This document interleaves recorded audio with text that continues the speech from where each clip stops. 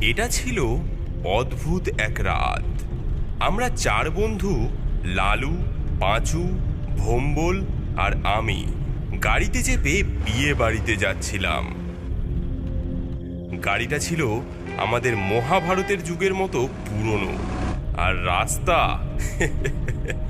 ওই রাস্তা দেখে মনে হচ্ছিল ভূতের বাড়ি যাওয়ার শর্টকাট। বলাই, এ রাস্তা কি মানুষের না ভূতের?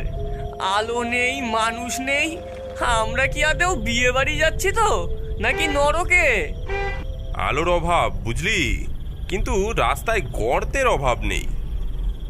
দেখ, যদি বিয়ে বাড়িতে গিয়ে মাছের কালিয়া আর মটন না পাই, আমি না এই রাস্তা যে বানিয়েছে তাকে ধরে এনে ধোলাই করব।